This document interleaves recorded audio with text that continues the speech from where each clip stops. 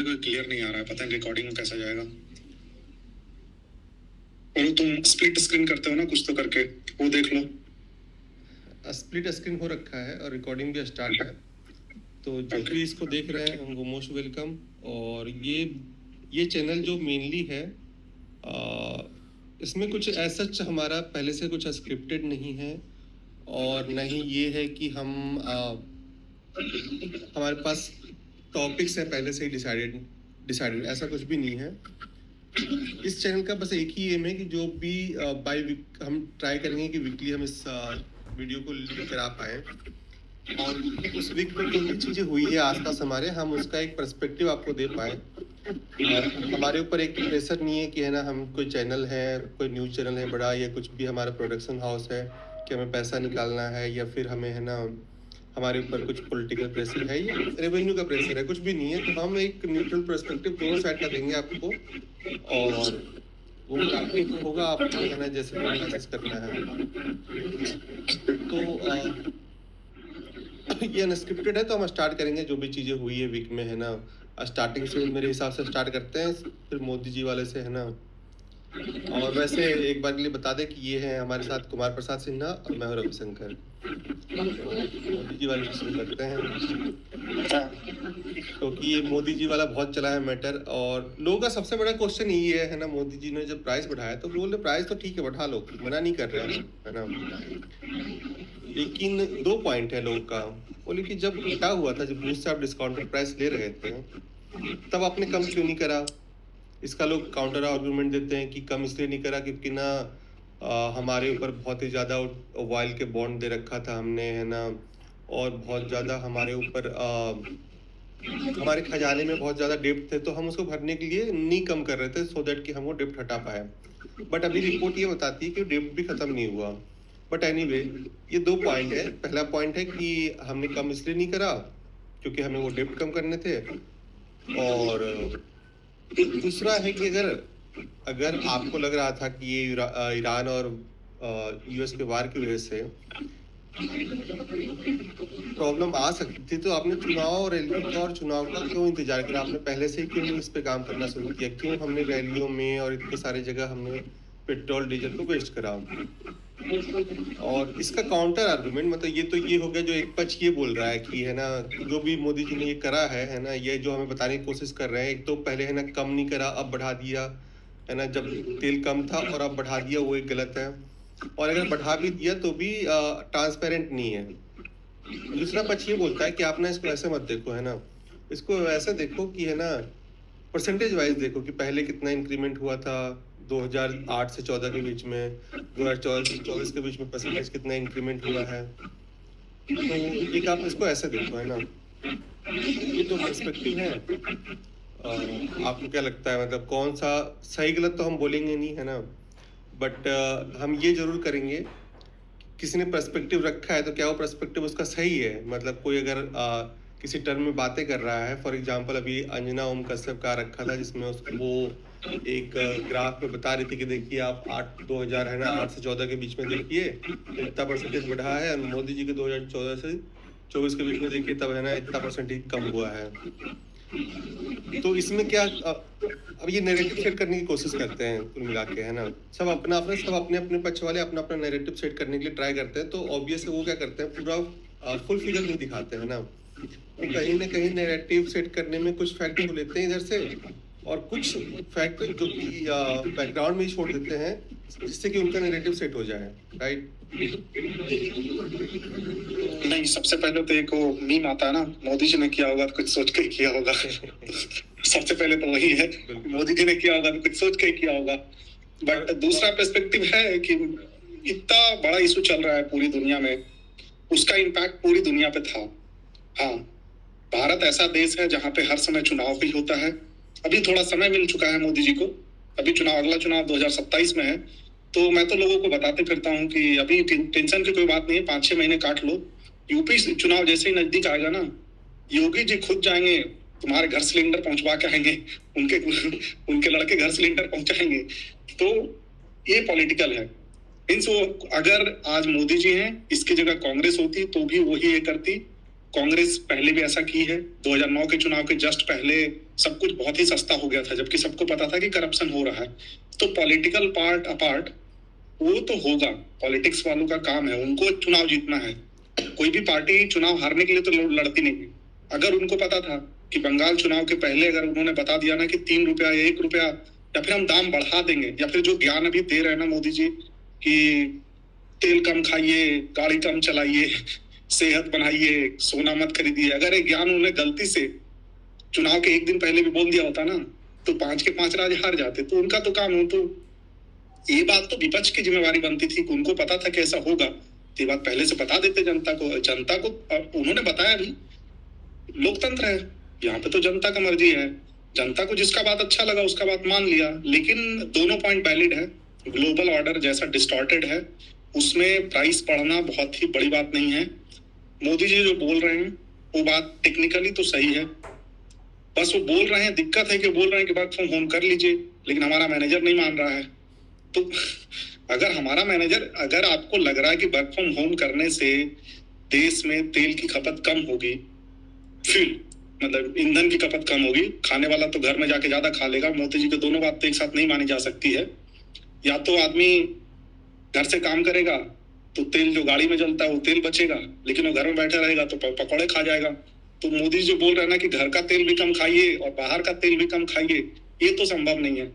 मतलब वास्तविकता है यही कि ये दोनों चीज एक साथ संभव नहीं है, ये दोनों एक दूसरे के विरोधाभासी शब्द है। पर ठीक है। और नहीं, इसमें तो दूसरा काउंटर आर्गुमेंट ये भी है, लोग बोलते हैं ना कि कंपनी जो है ना वर्क फ्रॉम होम नहीं कर रही है मोदी जी के बोलने के बाद। लोगों का दूसरा पॉइंट ऑफ व्यू है भी कि अगर आप वर्क फ्रॉम होम कर देते हैं तो बहुत सारे जो डिपेंडेंट है ना इकोनॉमी जो चल रही है ना, जो लोगों के जाने आने की वजह से ही चल रही है ना, उस पर भी इम्पैक्ट आएगा। तो एक इकोनॉमी तो आप बोल रहे हो कि है ना चलो पेट्रोल बचेगा है ना, और लोगों के जेब में है ना, जो भी आईटी वाले हैं या जो भी है ना ऐसे लोग हैं जिनका वर्क फ्रॉम हो सकता है, वो खुश हो जाते हैं कि उनके पैसे भी थोड़े बचेंगे और घर से आने जाने में जोर भी आता है ना, तो ठीक है। बट उसके अराउंड बहुत सारी डिपेंडेंट इकोनॉमी है। आप जब है ना ऑफिस जाते हो है ना, तो आप शेयर गाड़ी लेते हो कई बार है ना, कई बार और ऑफिस के आसपास की दुकानें चलती हैं, रियल एस्टेट है, किराया है, रेंट है। तो इतना इजी भी नहीं है कि हर चीज़ को हर एक बार, क्योंकि कोविड के टाइम पे जब हुआ था बहुत ज़्यादा लॉकडाउन, तो उसका पॉजिटिव एस्पेक्ट है कि आपको वर्क फ्रॉम होम मिला था, बट नेगेटिव एस्पेक्ट ये भी रहा कि बहुत सारी चीजें डाउन हो गई। तो एक तरफ किसी को अगर फायदा हो रहा है तो दूसरे को नुकसान भी हो रहा है, तो दोनों को बैलेंस लेकर ही सोचना पड़ेगा। तो एक पर्सपेक्टिव ये भी है, बट एनी ये तो एक न्यूज था जो चल रहा था अभी है ना। नहीं, पर एक अच्छी बात मोदी जी ने इस बार की है, पहले से बता के तेल का दाम बढ़ाया है। और उन्होंने ये नहीं बोला कि शाम को 8 बजे आके बताऊंगा, नहीं तो लोगों का पूरा दिन खराब हो जाता है कि मोदी जी आज शाम को 8 बजे आएंगे, पता नहीं नोट बंद करवा देंगे, क्या करवा देंगे। इस बार उन्होंने सीधे जाके बता दिया। इस बार उन्होंने अब उन्होंने स्ट्रेटेजी चेंज कर दिया, वो रात को कर देते हैं। जब सब सोए रहते हैं ना, तब वो चुपचाप से है ना, सोना पे इंपोर्ट बढ़ाना था, चुपचाप रात को बढ़ा दिए। तुम्हें सुबह उठ के पता चलेगा कि बढ़ चुका है। बोले पेट्रोल पे बढ़ाना है, रात को बढ़ा देंगे, ऐसा नहीं तुम लाइन, नहीं तो पता चला लाइन लगा दोगे लंबी लंबी है ना। तुम अपने 100-200 रुपए बचाने के चक्कर में है ना हमारी लंका लगा दोगे है ना, तो हम रात को ही करेंगे। तुम सुबह उठ के पता चलेगा, तुम्हें कोई उपाय नहीं रहेगा तुम्हारे पास कि पहले पेट्रोल हम टंकी का फुल करवा ले, कार का टंकी पहले फुल करवा ले। तो अब ये स्ट्रेटेजी चेंज है, कोई दिक्कत नहीं है आती है इन सब चीजों में। नहीं, पर ओवरऑल एज ए लीडर और एज ए सिटीजन, वैसे तो सारा बोझ वैसे भी सिटीजन पर ही है। लीडर का काम तो बोल के निकल जाना है, देश के सेवा के लिए इतना तो कर ही सकते हो। सुनने में बहुत अच्छा लगता है, लेकिन प्रैक्टिकली मतलब फिर एक टाइम से आदमी जब बैठ के सोचता है कि मैं मेरे भरोसे देश चला रहे हो क्या, फिर आप फालतू अंदर जाके कि तुमको इतना पैसा दे दूंगा, तुमको इतना पैसा दे दूंगा, क्यों कर रहे हो? हमसे पूछ तो लो। मतलब कि पहले सैलरी में से टीडीएस काट लो, फिर उसके बाद कोई भी सामान खरीदो उसमें जीएसटी काट लो, फिर जब आपको लगे कि पैसे की दिक्कत हो रही है हमको, चुनाव में उधर जाके गा के आ गए हैं कि तुमको 3,000 दे देंगे, तुमको 5,000 दे देंगे, तो फिर आप बोलो कि देखो रुपया का मूल्यन हो रहा है, तुम तेल मत खाओ। अरे हम अपनी सेहत के लिए खा रहे थे जैतून का तेल, अभी हमने रिसेंटली जैतून का तेल खाना शुरू किया। जैतून हमारे देश में नहीं होता, हमारा तेल तो बाहर से ही आएगा। मैं क्या करूं, इसमें मेरी गलती थोड़ी है। तो आप बोल रहे हैं कि नहीं बाहर वाला तेल खाना बंद कर दो, हम वापिस से सरसों तेल पे चले जाए। इतनी मेहनत से थोड़ी बहुत होशियारी करके जमा खरीदी, जैतून का तेल खाना शुरू किया, आप बोल रहे नहीं तो अच्छा, सोना मत खरीदो। जैतून का तेल क्या फायदेमंद होता है क्या? हाँ, सरसों से मतलब कहते हैं लोग ज्यादा अच्छा हेल्थ के लिए होता है। अच्छा, मतलब ऐसा है कि फिर वो कितना भी यूज करके है ना बढ़िया बनाओ, है ना, बढ़िया कढ़ाई हाँ पनीर बनाओ, कोई दिक्कत नहीं है, तेल मस्त यूज करो हाँ। ऐसा। नहीं नहीं, वो ज्यादा मस्त यूज कर ही नहीं सकते। क्यों? 800-900 रुपए लीटर से शुरू होता है, अच्छा। ज्यादा वैसे नहीं कर सकते। फिर तो नहीं कर सकते। तो फिर फायदा क्या, कम तेल तो सरसों का यूज कर लो, वैसे फायदेमंद है। मतलब वो दूसरा टॉपिक है कि दो तरह के तेल होते हैं, अच्छा। एक सीड ऑयल होता है, एक नॉन सीड ऑयल होता है। तो जैसे सरसों का तेल सीड से आता है, जैतून का तेल सीड से नहीं आता। अच्छा। वो फल है, मतलब पूरा वो उसको ही बनाया जाता है सुखा के। ओके। क्या हिंदी इंग्लिश में क्या बोलते हैं उसको? अरे, ओलिव ऑयल। ओलिव ऑयल, हाँ, ओलिव ऑयल सुन रखा तो है। ओलिव जो है सीड नहीं है, ओलिव पूरा फल है जिसका बनता है। तो दो टाइप के तेल बनते हैं अपने यहाँ, मोस्टली सब सीड का ही ऑयल बनता है। तो ऐसे रिसर्च का कुछ पता नहीं है। वो जितने रिसर्च पढ़ोगे ना, उसके कॉन्ट्राडिक्टरी रिसर्च 4-5 दिन बाद आ जाता है कि जैसे इंटरमिटेंट फास्टिंग से फायदा होता है, फिर कुछ दिन बाद बताया कि इंटरमिटेंट फास्टिंग से हार्ट अटैक का खतरा बढ़ जाता है। सेम वो तेल में भी है, चलता रहता है हर एक जगह। उनको जो बेचना है उनको बेच रहे हैं, तो उसी में है कि नॉन सीड ऑयल जो है वो ज्यादा हेल्दी है as compare to seed oil. पर ठीक है, मैं इसलिए बोला तेल का, क्योंकि मैं जो तेल खा रहा हूँ आजकल वो तेल इंपोर्टेड है। मोदी जी बोल रहे हैं, बोला खाना बंद कर दो। मैंने डर से कल ही 5 लीटर फिर से ऑर्डर कर दिया है। मुझे लगा सच में दाम हम ना बढ़ा दे, और 5 लीटर आ जाएगा तो 5-6 महीने कट जाएंगे, तब तक ये लोग लड़ाई वड़ाई बंद कर दे। तो ठीक है, नहीं तो फिर हम भी सरसों के तेल पे फिर स्विच हो जाएंगे, क्या कर सकते हैं। चलो, मैं सरसों का तेल भी वैसे अच्छा ही है, बुरा क्या है, ठीक है। नहीं मतलब अगर कच्ची घानी कहीं सही मिलता हो तो अच्छा है, हाँ, वरना कच्ची वो घानी। डिब्बे वाले में थोड़ा दिक्कत है। तो हाँ, मोदी जी पे हम थे तो वो एक बात सही है जो आप बोल रहे थे ना, कि अब जनता ने थोड़ी ना हर एक देश को बचाने की जिम्मेदारी ले रखी है, फिर आपको क्यों चुना गया है।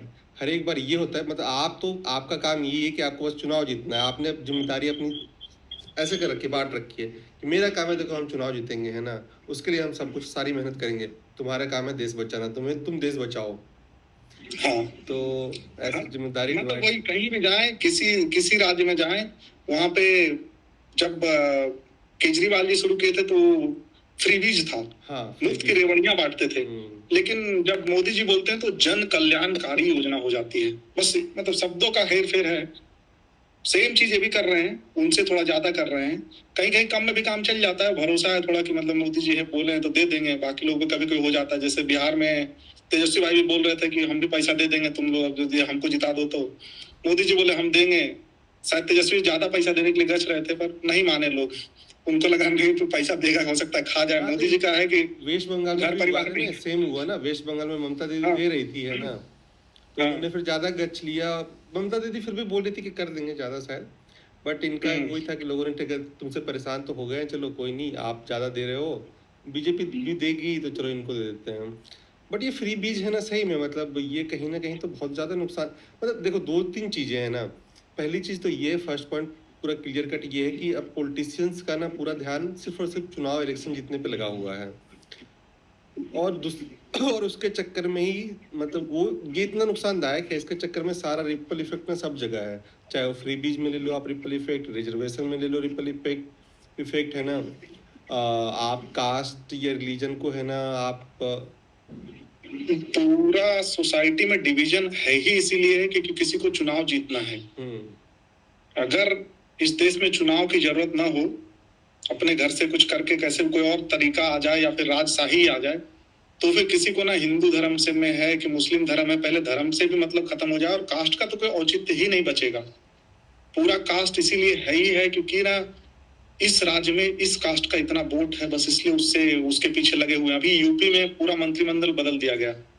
हाँ, तो उसके बारे में जितना लोगों ने लिखा है और जितना उस चार्ट को देख के तो ये लगता है कि हाँ ये तो पूरा इसी हिसाब से है कि देखिए भाई, आप फला जात के थे, आपके जात के मंत्री 2.5 साल 3 साल रह गए हैं, अब दूसरे वाले को भी मौका दे तो 2 साल इनका भी रहे, तो ये भी अपना जाके बता पाएंगे अपने वोटर को कि देखो। अच्छा, वोटर को कोई फायदा नहीं उस जात से, वोटर अलग है, वोटर की समस्या अलग है। मुझे प्रशांत किशोर एक बात में बहुत अच्छे लगते हैं इस मामले में, कि वो साफ साफ बोलते हैं, बेचारे चुनाव नहीं जीत पाए, मतलब ऐसे कहते रहते हैं कि सबको चुनाव वही जितवाते हैं, अपना नहीं हो पाया। पर उसके बारे में उनकी एक बात बिहार में बहुत अच्छी थी, हाँ, कि आप जिस चीज के लिए ना वोट दे रहे हो आपको वो मिल रहा है। आप जो है गैस सिलेंडर के लिए वोट दिए थे तो आपको मोदी जी दे दिए हैं। आप जिस चीज के लिए वोट देते हैं, तो अब हमारे यहाँ जैसे हमारे ही विधानसभा क्षेत्र है, हमारे यहाँ लोग कहाँ, हमारे लोग वोट देते थोड़ी पार्टी को थोड़ी दे रहे थे, हमारे यहाँ जाति दे रहे हैं, जीजा ढूंढ रहे हैं। अब जीजा दामाद ढूंढिएगा तो काम तो उनके हिसाब से ही होगा ना, ऐसा थोड़ी कि मतलब आपको विकास होगा। फिर विकास के लिए आप वोट ही नहीं दे रहे हैं, आपको कैंडिडेट ही नहीं है जिसका विकास से कुछ लेना देना है।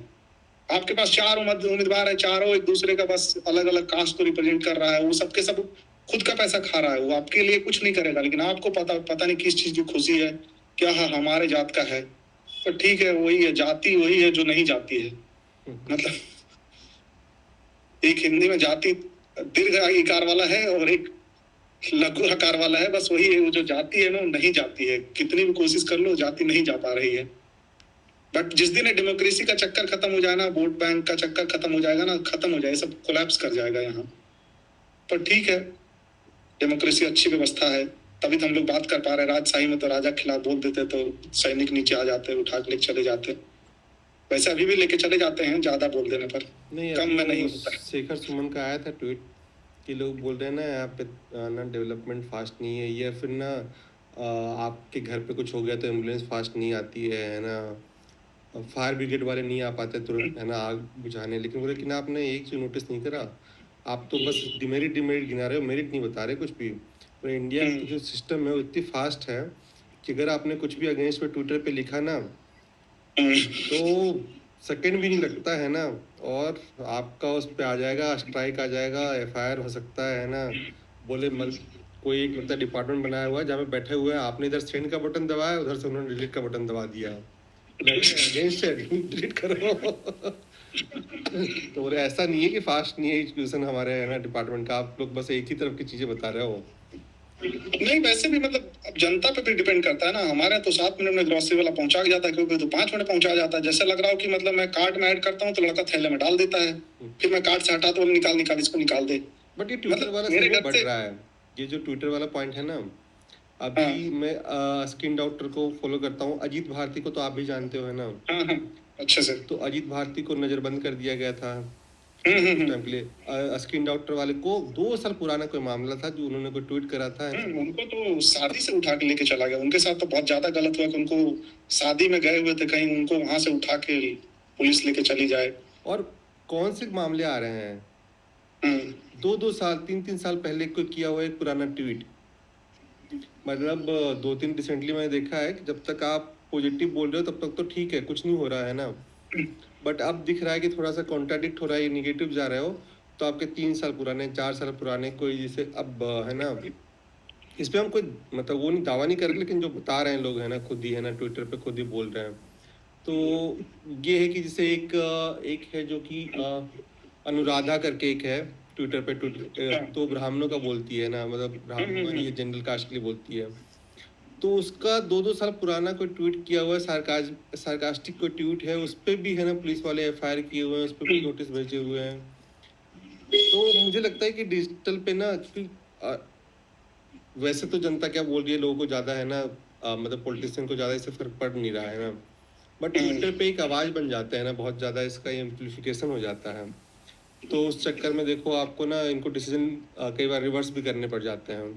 तो इनको लग रहा है कि ना ये भी एक खतरनाक कम्युनिटी बन सकता है जो कि चैलेंज कर सकता है कहीं ना कहीं, और हुआ है ना नेपाल में, बांग्लादेश में।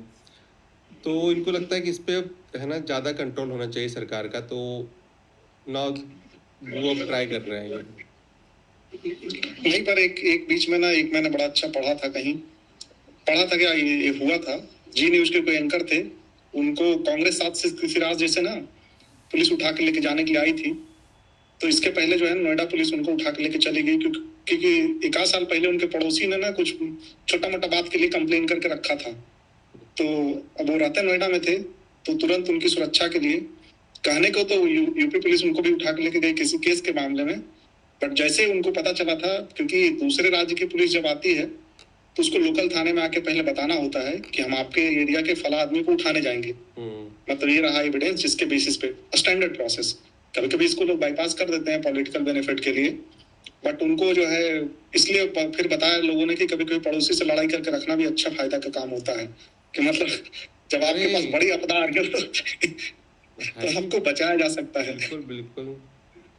जैसे तेजिंदर बग्गा को पंजाब पुलिस दिल्ली से उठा के लेके जा रही थी, तो रास्ते में हरियाणा आता था, हरियाणा में बीजेपी का शासन था, तो उनको हरियाणा पुलिस ने दबोच लिया, बोला नहीं नहीं ये हमारा आदमी है, इसके पास हमारे पास ऑलरेडी इसके लिए केस है, इधर इसको दे के जाओ।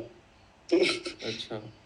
अलग अलग राज्य के बहुत फायदे भी हैं, और अगर अलग अलग शासन हो किसी जगह, अब दोनों के खिलाफ बोलने में ज्यादा दिक्कत है। जैसे अजीत भाई आजकल थोड़ा ज्यादा हो गए हैं, सपा के चक्कर में बीजेपी को गरिया देते हैं, तो उनके खतरे बढ़ गए हैं, वरना उनके पास भी सपोर्ट रहा है, पर सबका है। बट इससे ये समझ में आता है कि डेमोक्रेसी ना ऐसा डेमोक्रेसी रह नहीं गया है। मतलब जो डेमोक्रेसी जो हम लोग वैसे सोचते थे ना पहले, आइडियलिज्म वाला डेमोक्रेसी, जिसमें कि कोई भी फ्री है हाँ, ना, जो सार्कास्टिकली है ना। डेमोक्रेसी का जो मुख्य हाँ, वो है डेफिनेशन है, हाँ, to the people, by the people, for the people.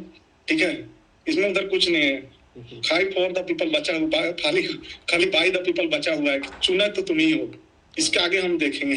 और अब तो चुन चुनने लेना का भी है। लोग डाउटफुल बता रहे हैं, पता नहीं कितना सच है, लेकिन बता रहे हैं उसमें भी काफी सारे मैं ये नहीं बोल रहा कि धांधली हो रहा है या कुछ भी हो रहा है, बट मैनेजमेंट तो हो ही रहा है, ऐसा लोग दावा कर रहे हैं। मैनेजमेंट चाहे वो SIR के थ्रू करने की कोशिश हो रही हो, बूथ लेवल पे करने की कोशिश हो रही हो। पर देखो एक चीज़ है ना, एक चीज़ तो बिल्कुल स्पष्ट है ना, कहीं ना कहीं कुछ झोल तो है। वेस्ट बंगाल में आप देखो क्या हुआ, जो वहाँ पे SIR और निर्वाचन आयुक्त का जो मेन वहाँ पे वेस्ट बंगाल का बनाया गया था, वो अभी जैसे बीजेपी जीता तो वहाँ का मुख्य सचिव आयुक्त बन गया है। तो बेनिफिट्स तो मतलब साफ साफ दिख रहे नहीं हैं। तो वो तो इसको दूसरे तरीके से समझो कि मतलब रिवार्डिंग सिस्टम है ना, मतलब कि पावरफुल आदमी का कभी भला हो गया तो बड़े आदमी का भला हो जाता है। वो पुराने जमाने में भी राजा महाराजा कभी खुश हो जाते थे, कुछ अच्छी खबर जिसको सुनाती थी उसको गले का वो माला जो है ना सोने वाला हीरा वाला फेंक के दे देते थे, कि वो एक आदमी भागते हुए आता है राजा के दरबार में कि महाराज दुश्मन सेना पहुंच चुकी है, लेकिन हमने अपने सिपाहियों को तैनात करवा दिया है। राजा खुश हो गए कि तुमने दो अच्छी खबर दी, ये गले का माला लो, फेंक देते थे, लो इसको तुम ऐस करो। तो बस वही हुआ कि मतलब तुमने व्यवस्था इतनी अच्छी करी, अब वो मेरे फेवर में करी कि दूसरे के नुकसान के लिए करी ये तो नहीं पता, पर हम जीत गए तो मतलब लो ये माला। अब वो ऐसा पुराना माला वाला मोदी जी फेंकेंगे तो अच्छा नहीं लगेगा कि ये माला तुम ले जाओ, तो इसलिए उन्होंने वो प्रोसेस है ना, सब कुछ रिटेन होना चाहिए ना, ऐसे बोलने से नहीं होगा ना। अब बोलने का बेचारा पवन खेरा बोले कि हम बोल दिए हैं, उधर हेमंता विश्व शर्मा जो है कहीं वो विदेश में कंपनी अमेरिका में खोल के बैठे, वैसे अमेरिका में कंपनी कैसे खोलता हो हमको ही पता है। तो अब वो बोले सबूत के साथ बोले कि उनकी पत्नी के 3 पासपोर्ट हैं। अब उन्होंने बेचारे ने बोल दिया, अब वो बोलने से कुछ नहीं होता ना, यहाँ तो सब कुछ सबूत चाहिए। तो अब उन्होंने प्रोसेस यही है कि मतलब केंद्र सरकार चाहे तो किसी का प्रमोशन कर सकती है, तो चूंकि अब मेरा भला हुआ है, अब मुझे लग रहा है कि तुमने किया है, नहीं सही बात है, सही मिलना बात है। सुप्रीम कोर्ट के जज कहीं के राज्यपाल बन जाते हैं, रिवार्डिंग सिस्टम है। हाँ? उन्होंने बहुत अच्छा काम किया होगा सुप्रीम कोर्ट में, इसलिए सरकार रिवार्ड देती है ना। ठीक है, मतलब जनता को तो खैर क्या ही है। जनता तो अपना काम कर चुकी, जनता ने वोट दे दिया है। हाँ। और फिर वोट दे दिया, उसके बाद फिर 3 रुपए दाम बढ़ गया तेल का, सोना वोना पे ड्यूटी बढ़ा के, तो खैर मोदी जी अच्छा काम किए हैं, उसके लिए तो मैं भी उनका वो समर्थन करता हूँ। मतलब घर में कुछ सोना वोना खरीदने की बात नहीं करेगा फालतू का कुछ दिन तक, मतलब इतना महंगा खरीद के क्या ही कर लोगे। बोले चांदी का भी रेट बढ़ा दिए हैं, मैं बोला ये भी ठीक ही किए हैं, सांस लेने पे न लगा दे कोई टैक्स वैक्स, बस तब तक ठीक है।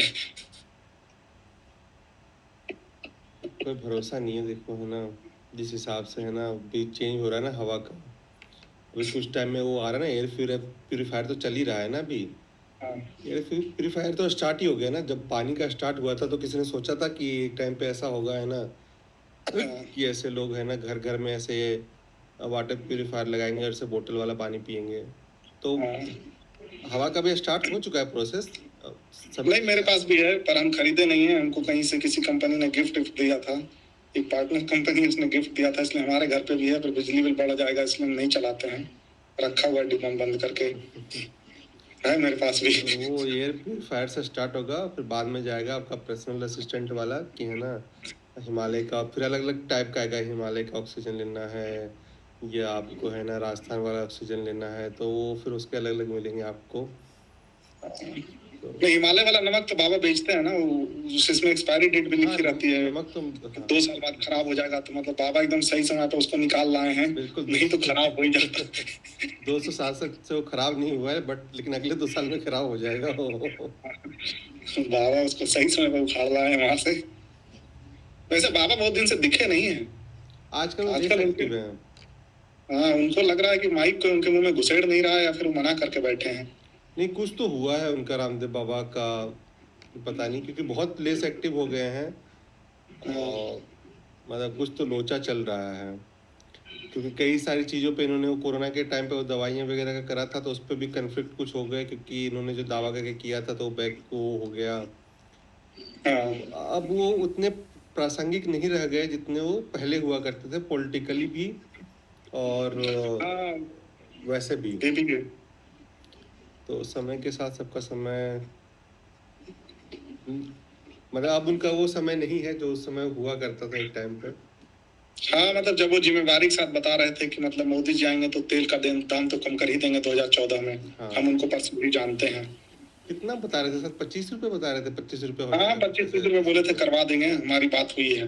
उसमें काफी भरोसे में थे। फिर शायद लगता है बात करते समय या तो बात में होगा पर वो एग्रीमेंट पे नहीं लिखवा पाए थे। तो उनकी अब वो केजरीवाल जी के साथ भी तो रहे थे ना, तो उनको लगा था कि ऐसे बोलने से बात हो जाती है, तो वो भी बोल दिए होंगे केजरीवाल जी के साथ रहते रहते। जैसे केजरीवाल जी एक कागज का पता नहीं क्या लेके घूमते रहते थे, किसके खिलाफ सबूत है, सबका सबूत है। वो कुछ नहीं था, वो जेरोक्स के पड़े नहीं रहते पुराने वाले, वो इतने सारे मोटे से है ना, किसी जेरोक्स की दुकान पे कागज रद्दी वाले, वो उठा के अपने साथ लेके चलना शुरू कर दिए थे। वो कॉन्फिडेंस बताता है। इतना कॉन्फिडेंस से कोई चीज बोलो कि जनता को या हर किसी को, मतलब मीडिया वाला भी सवाल नहीं पूछ रहा है कि सर उसकी एक कॉपी तो दे दीजिए हमको, हम भी अध्ययन कर लें उसका कि मतलब क्या सबूत है आपके पास। आप लहरा रहे हैं और हम भी दिखाए जा रहे हैं उसको, रोज हम देख रहे हैं, हम भी खुश हो रहे हैं। कॉन्फिडेंस से याद आया, अभी कुछ मतलब कुछ एक दिन पुरानी बात है, यूपी में एक बंदा पकड़ा गया जो कि आईएएस बन के घूम रहा था बहुत टाइम से, और मतलब वो मीटिंगें ले रहा है जगह जगह जाके, डिस्ट्रिक्ट ऑफिसेज में जाके है ना, और बहुत टाइम से। पकड़ा कैसे गया है वो, किस्मत देखो, 2-3 साल से बढ़िया मीटिंगें ले रहा है सबके साथ, उसकी फोटोज हैं है ना, आईएएस लेवल का बंदा है, तो कहीं भी जाके रिपोर्ट कार्ड मांग रहा है सबका। थाने में भी कई बार चला गया, वहाँ से भी जाके सबकी रिपोर्टें ले ली है ना, बजट कैसे डिस्ट्रीब्यूट हो रहा है, कहाँ पे क्या काम हो, सब कुछ कर रहा है वो। पकड़ा कैसे गया? पकड़ा गया, एक ट्रैफिक पुलिस वाले ने पकड़ लिया उसको, कार से जा रहा था कहीं, उसने रुकवाया, तो अब वो कुछ होगा, कुछ लगा रखा होगा, तो ट्रैफिक पुलिस वाले ने बोला भाई आपको ये अलाउ नहीं है, तो उसने बोला कि मैं तो ऐसे करके आईएएस हूँ, तो उसने बोला कार्ड दिखाओ, कार्ड दिखाया, तो ट्रैफिक पुलिस वाले को डाउट हो गया, उसके चक्कर में पकड़ा गया। बताओ है ना, किस्मत भी मतलब किस्मत भी क्या चीज है। पहले तो खूब उसने कॉन्फिडेंस ऐसा था कि उसने ना पूरा है ना सब जगह राज के अधिकारियों से मिल रहा है, बट एक पुलिस वाले ने उसके ऐसे तैसे कर दी। बताओ। नहीं, उनको रूट लेवल का काम है ना उनका, इसलिए वो रूट वाले आदमी थे। वो रूट पे खड़ा होकर तलाशी करते हैं ना, उनको अच्छे से पता होता है कौन सा आदमी, देख के वो बता देते हैं कि मतलब ये आदमी है कि नहीं है, उनका रोज का काम है। पैसे ट्रैफिक पुलिस वाला बिना हेलमेट के रोज धर लेता है। परसों सुबह भी मैंने लिफ्ट दिया है। मैं 2 दिन हाँ परसों सुबह मैंने लिफ्ट दिया है पुलिस वाले को, ज्यादा दूर नहीं, लेकिन बिना हेलमेट के थे, हाथ से रुकवाया एकदम से स्कूटी मेरा, बैठे बोले कि आगे छोड़ देना। मैं बोला ये अच्छा है, अगर मैं किसी के पीछे बैठ जाता अभी किसी से लिफ्ट के, बस भैया थोड़ी दूर जाना है, लिफ्ट और रास्ते में धरा जाते तो हमको तो चालान ही मार देते कि मतलब ये जो है बिना हेलमेट के घूम रहे। खुद बिना हेलमेट के, हमको खुद मेरे स्कूटी पे बैठ के 1.5 किलोमीटर गए हैं, हेलमेट कुछ नहीं था उनके पास। वो ट्रैफिक पुलिस वाले थे, इसलिए मुझे लगा रिस्क नहीं लेना चाहिए, नहीं तो मेरा गाड़ी का तो पहले से वो रजिस्ट्रेशन नंबर सीज है, वो तो मुझे पता नहीं है, मतलब कैसे ठीक होगा ये नहीं पता। वो एक दिन मुझे धर लिया था कि IND नंबर प्लेट नहीं है तुम्हारे पास, तो उसको मैंने ट्राई किया बनाने का, तो पता चला कि मेरा नंबर प्लेट सीज है। अच्छा। किसी काम से ब्लॉक करके रखा है RTO ने, अब उसको जाके अनब्लॉक करवाना पड़ेगा। फिर मुझे लगा कि दूर से कौन सा पता चलता है, तो नकली वाला IND नंबर प्लेट आता है, मैंने वही लगवा लिया है। तो अब नहीं रुकते हैं, क्योंकि दूर से तो दिखता है ना कि IND नंबर प्लेट है। अच्छा। क्योंकि मुझे जिस दिन लास्ट टाइम रुकवाया था, तब मुझे रुकवाया तो मैं बहुत कॉन्फिडेंस पर रोका कि हाँ क्या पूछ लोगे, पॉल्यूशन भी है, ड्राइविंग लाइसेंस है, गाड़ी का कागज है, इंश्योरेंस है। फिर उसने बोला कि ये पुराना नंबर प्लेट लेके घूम रहे हो, तो 2018 में बंद हो गया है। मैं बोला मैंने गाड़ी 2018 में ही खरीदी है, तब बंद हो गया तो मैं क्या कर सकता हूँ। तो बोला कि कैश दोगे कार्ड दोगे यूपीआई करोगे। तो मैं बोला कि कैश ही ले लो। तो मैं उसको दिया, तो मेरे पास में 400 रुपये थे। तो फिर बहुत ईमानदार आदमी थे, लेकिन वो मतलब मैं उनका नाम नहीं ले सकता हूँ, नाम तो मैंने पढ़ा था, कहीं गलती से रिकॉर्ड में चला गया, सरजापुर थाने फिर पहुंचाऊंगा मैं। उन्होंने बराबर 100 रुपये मुझे लौटा दिया था। जब मैं घर जाके देखा तो मुझे पता चला कि चालान तो 250 रुपये का ही था। उन्होंने जबरन 300 रुपये मुझसे ले लिया। मैं बहुत खुश था कि मेरे 400 में से 100 रुपये उन्होंने लौटा दिए। फिर मुझे लगा कि 2-3 बार हो जाएगा तो उससे अच्छा नकली वाला नंबर प्लेट लगवा लो। तो मैं वही लगवा घूम रहा हूँ। तो वो है, ट्रैफिक पुलिस वाले अच्छे वो लोग होते हैं, इसीलिए पकड़ लिया, वरना वो नहीं पकड़ पाते। वो दूर से पुराना नंबर प्लेट देख के हमको धर चुके हैं, तो दूर से पुलिस वाला नकली है, वो आईएएस नकली है, वो देख के पता चल कर लिया उन्होंने। नहीं, पर मोदी जी की बातें सही है। हम लोग वापिस मोदी जी की बातों से ही खत्म करेंगे। मोदी जी ने जो 7 बातें बताई है वो काफी अच्छी बताई है। जैसे विदेश यात्रा नहीं करनी चाहिए, वैसे भी गरीब आदमी कर कहाँ पा रहा है। हाँ, सही बात है। कुछ चीजें तो उन्होंने ऐसी बताई है जो कि मतलब एकदम मतलब वो उन्होंने बोला ही क्यों मुझे ये नहीं समझ में आया कि मतलब सोना मत खरीदिए। अरे सोना खरीदने लायक हालत में है ही नहीं। 1.5 लाख रुपए भरी चल रहा है, कौन खरीद रहा था सोना? सोना खरीद कौन रहा है, मुझे समझ में नहीं आता। वही सोना खरीद कौन रहा है? ये पेट्रोल के दाम है, इधर अमेरिका ईरान की लड़ाई के चक्कर में जेट फ्यूल का प्राइस इतना बढ़ा हुआ है कि छोटा छोटा लोकल डोमेस्टिक तो कोई जा नहीं पा रहा है। मैं पिछले साल सोचा था कि इस साल जो है मतलब 2027 में मैं विदेश जाऊंगा करके मैरिज एनिवर्सरी 10वें पे। तो मैं सोचा कि टिकट देख लेता हूँ, लड़ाई झगड़ा हुआ है तो। फिर मैंने देखा कि आने जाने का टिकट जो है 1 लाख रुपए का है। इंडोनेशिया चाहे मलेशिया कहीं का भी, जो पहले बेंगलोर से 10,000 रुपए के आदमी का 15,000 रुपए पहले से बुक करने पर टिकट रहता था, तो मतलब 50-60 हजार का खेल था, वो 1 लाख से ज्यादा हो चुका है। चैट जीपीटी को भी पूछा, उसने बोला कि इंडिया में कहीं नहीं चले जाते हो। मोदी जी ने तो बाद में बताया मुझे। तो मोदी जी ने जो 7-8 बातें बताई उसमें से 3-4 तो वैसे भी मतलब सर्वमान्य थी। सोना ऐसे भी इतना महंगा कौन खरीद रहा था। उन्होंने 2-3 चीजें जो बताई है काम की, उसमें से वही था। वैसे उन्होंने सबसे पहले यही किया कि खुद ही जो है 2 गाड़ी लेके एक दिन निकल गए हैं। और वैसे तो कांग्रेस की प्रवक्ता है सुप्रिया जी, उनका तो मानना ये भी है कि देश में गर्मी बहुत बढ़ी, इसलिए मोदी जी 5 दिन के लिए यूरोप भी चले गए ठंडी हवा खाने के लिए। तो वो उनका निजी होगा, उनको जानकारी ज्यादा होगी। पर कुछ पॉलिटिशियन फॉलो भी कर रहे हैं, फोटो के लिए कर रहे हैं। जैसे कभी कोई पॉलिटिशियन जो है, अभी देवेंद्र फडणवीस साहब जो है मोटरसाइकिल से घूम रहे थे, बाद में किसी ने उनको बताया कि ये जो मोटरसाइकिल जिसपे आप घूम रहे हैं उसका तो पॉल्यूशन भी एक्सपायर है। तो हो सकता है 6 महीने में कभी जरूरत ही नहीं पड़ी होगी निकालने की। जिस दिन निकाले तो पॉल्यूशन थोड़ी पहले करवाएंगे, पहले तो रील बनवाएंगे ना। तो इस चक्कर अब वो, पर सब लोग नहीं मान रहे हैं मोदी जी की बात को। कोई यूपी के मंत्री हैं, वो तो मोदी जी सबको बोले हैं कि वर्चुअल मीटिंग करिए, वो 25-30 गाड़ी लेके चले गए मीटिंग करने के लिए। पर कुछ लोग फॉलो भी कर रहे हैं। अब वही लोग पहले फॉलो करें, उनको देख के कुछ लोगों को जोश आ जाएगा। अब वो एक अपनी आईटी में कंपनी है ना पीडब्ल्यूसी, उसने बोला कि जब तक जरूरत नहीं हो तब तक सब घर से काम करो। जोहो वाले श्रीधर बेम्बू साहब तो मतलब एकदम बोले कि जोहो तो बस रिमोट कंपनी ही है, तो अब तो घर से ही काम करो। पर जहां पॉसिबल है वहां कर लो। पर ये रिमोट भी करो ना, तो हाइब्रिड मत करो भाई। रिमोट दो तो मतलब बोल दो कि 6 महीना नहीं रहना है, तो आदमी झोला वोला उठा के कहीं निकले कुछ दिन के लिए। अब ये रिमोट करवा दो कि मतलब 1 दिन नहीं आना है। अब वो शादी.com वाले अनुपम मित्तल साहब बोल रहे हैं कि बुधवार को नहीं आना। अब ये क्या बदतमीजी है? या तो सोमवार दो या शुक्रवार दो, आदमी 3 दिन तो कभी समय काटे सही से। ये क्या बात हुई कि मतलब बुधवार को मत आना ऑफिस? तो आदमी बोलेगा चल ही जाता हूँ बीच में। वो उससे उस आदमी का माइंडसेट पता चलता है। करना उसको माइक्रो मैनेजमेंट ही है, और दिखाना भी मोदी जी ने अपील किया तो दिखाना कि है ना कि देखो हम कितना बड़ा काम कर रहे हैं देश की सेवा के लिए। खुद का फुटेज खाना है और कुछ नहीं। मैं वही बोल रहा हूँ ना भाई, ये तो बोल देते ना कि 1 दिन ऑप्शनल है, किसी भी दिन ले लो। तो आदमी या तो सोमवार को ले लेता या शुक्रवार को ले लेता। कम से कम 3 दिन में कहीं चला तो जाता। मतलब बृहस्पतिवार के रात को ऑफिस का काम खत्म करके हिमाचल निकल जाता, दिल्ली में बैठा आदमी वहीं से 1 दिन काम करता, 2 दिन वहां ठंडी हवा खाता, फिर अपना सोमवार की सुबह आ जाता, या फिर लगे हाथ सोमवार का भी ले लेता अगले हफ्ते वाला, तो बढ़िया 5 दिन का व्यवस्था हो जाता उसका। तो दुश्मन लोग हैं लोग। तो मोदी जी की बात तो कुल मिला के यही है मेरे हिसाब से, तो कि बात तो ठीक ही बोल रहे हैं और लोगों का काम है जलना, और वैसे भी ज्यादा विरोध बोल के फायदा भी नहीं है। ऐसे तो हम भी सुरक्षित जगह हैं। हमारे यहाँ जो है कांग्रेस की सरकार है, राहुल गांधी की जय। नहीं है, उनके अगेंस्ट तो हम बोल भी नहीं रहे, मोदी जी के अगेंस्ट। मतलब इसमें कुछ उनका पर्सनली कुछ नहीं है। अब सिस्टम ही पूरा गड़बड़ हो गया है, तो उसमें मतलब नैरेटिव का हाँ, गेम है। अकेले मोदी जी क्या और क्या कर पेट्रोल लें। और पेट्रोल का प्राइस बढ़ाना था, है ना, उनकी भी गलती कहाँ है? पार्टी को पॉलिटिकल डोनेशन भी तो मिलता है, तो वो भी तो देखना पड़ेगा, है ना।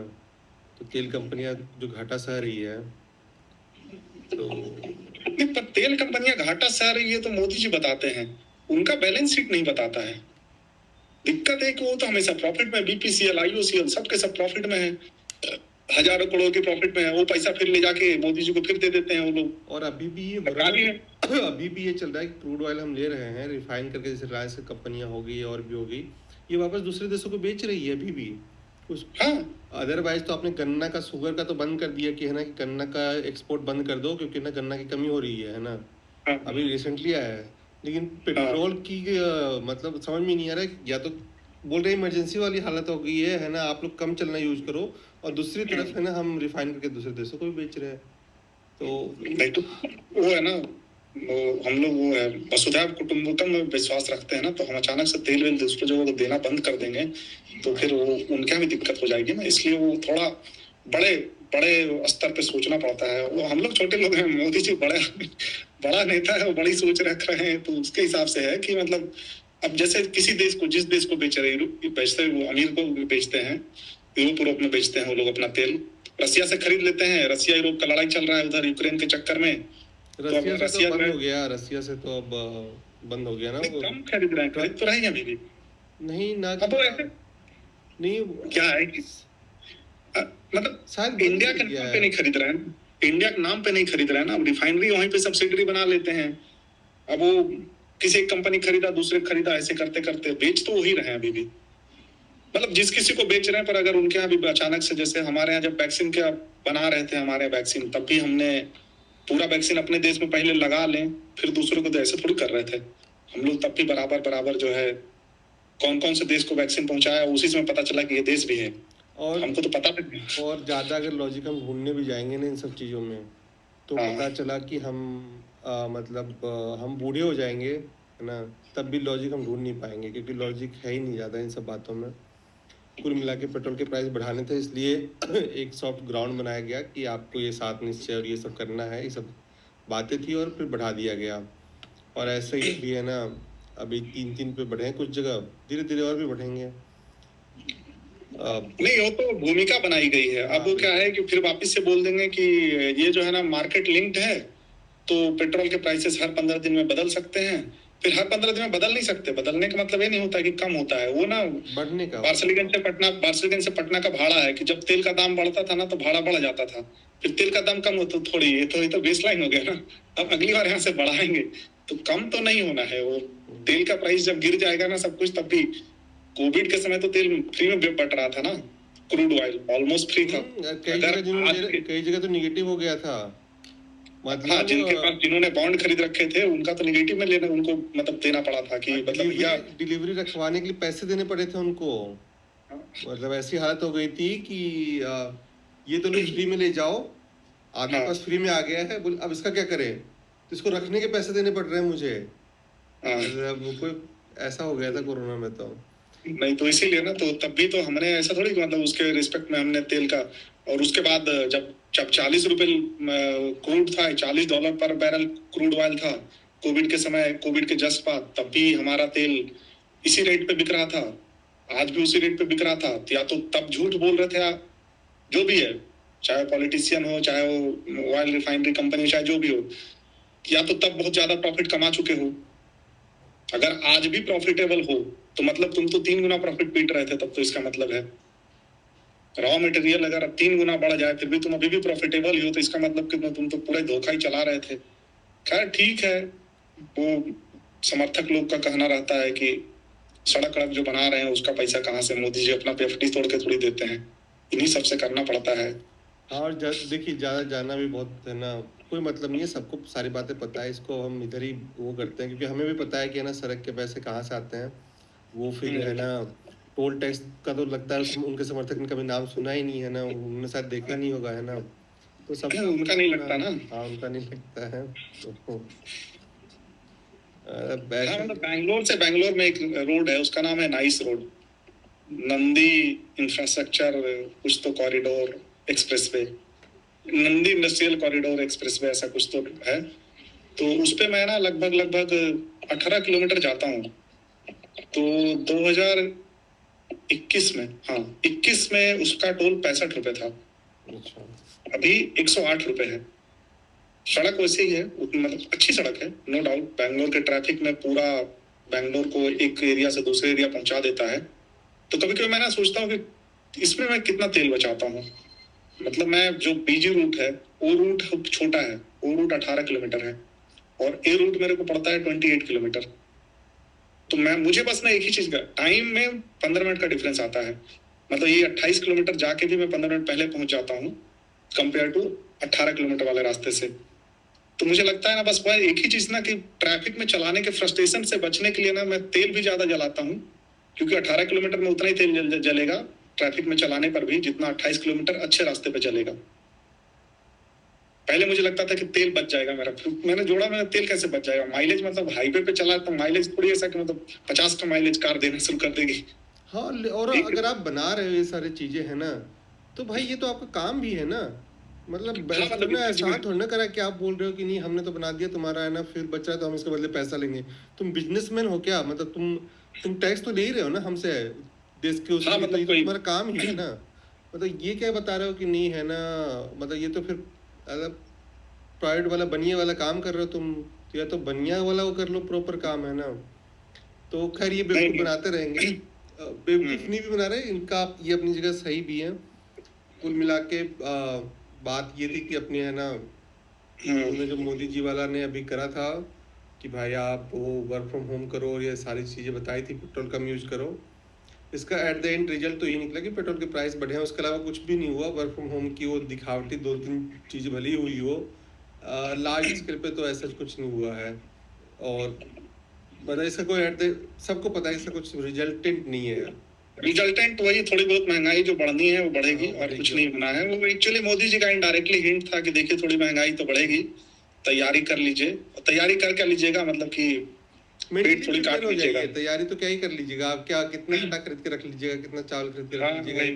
ये अपनी गाड़ी में ऐसा थोड़ी ना है कि साल भर के लिए पेट्रोल डलवा के रख लीजिएगा। तो हम्म, बस ये मेंटली प्रिपेयर हो जाइए, और अपने साथ में आईटी सेल वाले जो हैं या पक्ष विपक्ष हैं, दोनों को बोला अपना कंटेंट तैयार कर लीजिए है ना, बस। हाँ वो उससे मतलब थोड़ा डिबेट क्या टॉपिक खत्म हो जाएगा ना, इलेक्शन खत्म हो गया, फिर देश किस बात पे चर्चा करेगा, हम दोनों किस बात पे चर्चा करेंगे। बिल्कुल। लोगों को व्यस्त रखने के लिए भी नेता का ये भी जिम्मेदारी है ना कि जनता खाली ना बैठी रहे, हाँ, लड़ाई करने के लिए कुछ मैटर देना चाहिए। ये बहुत कुछ नहीं होगा इंपॉर्टेंट तो है। एक कानून बना देंगे, उस हाँ, पे 6-8 महीना लड़ाई करवा के फिर उसको वापस ले लेंगे, फिर उस पे लड़ाई करवाते रहेंगे। जैसे किसान बिल है, यूजीसी वाला कानून है, ऐसा चलते रहता है। तो अभी उनको लगा थोड़ा लाइट मोड में है, अभी थोड़ा चुनाव जीत गए हैं, थोड़ा माहौल और सही बोले रहेगा तो और बोले बहुत दिन हो गया लाइट मुझे वाला ऐसा फीका इस बार। जनता को थोड़ा ना इनकरेज किए हाँ हुए। बोले पिछली बार क्या हुआ था, देश के नाम संबोधन दिया था, उसमें तो बस कांग्रेस के लिए बोलते रह गया है ना, हाँ। एक बिल वाले पे लगा रह गया, उसमें तो मैं जनता को संबोधित कर ही नहीं पाया।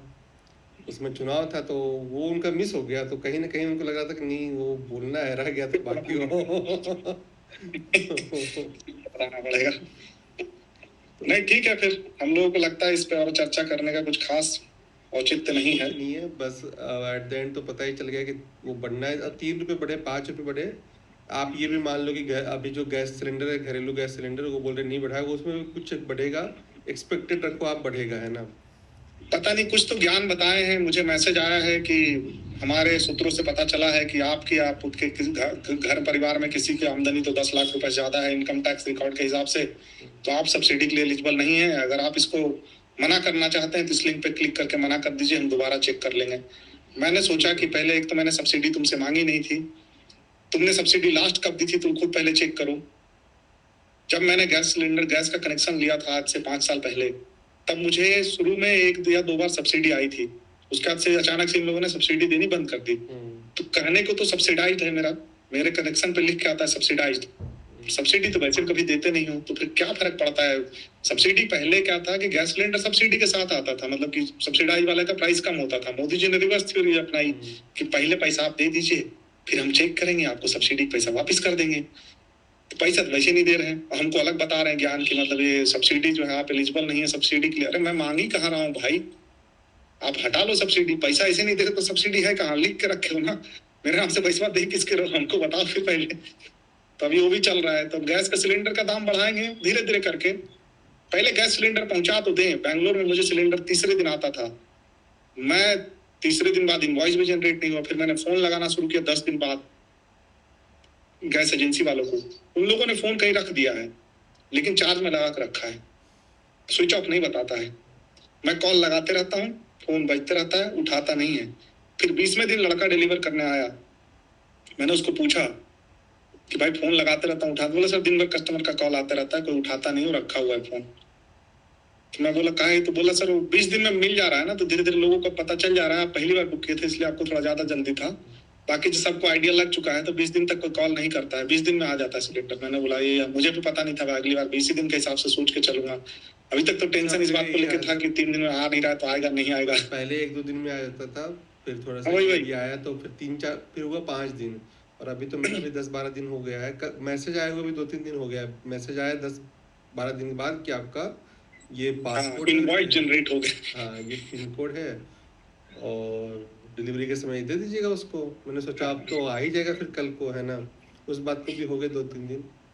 तो अब जब नहीं, मुझे बैंगलोर का तो बताया कि सर 20 दिन के बाद ही आएगा। तो बोला जिन लोगों ने पहले बुक किया उनको आइडिया लग चुका था, आप नए हैं लगता है इसलिए आपको पता नहीं था, इसलिए आप फोन लगा रहे थे। मैं बोला हाँ फोन तो लगा ही रहे थे भाई, क्या करें। मतलब मैं तो इसलिए गैस वालों को फोन लगा रहा था कि भाई उसी हिसाब से तैयारी रहे, तो खाना इंडक्शन पे ही बनाया जाए, ये बैकअप नहीं रहे, वरना दिक्कत हो जाएगी ज्यादा, दोनों खत्म हो जाएंगे। तो अभी गैस सिलेंडर का भी दाम बढ़ा देंगे, अब बता तो दिए ही हैं। तो वही बात है ना, बता दिया ना एक बार कि मतलब दाम बढ़ सकते हैं, तैयारी रखिए। तो कहने का मतलब वही था उनका। हाँ वही था। लेकिन हमारा क्या है, हम तो देखो फकीर आदमी हिमालय चले जाएंगे, तुम अपना देख लो, तुमको थोड़ी जाना है।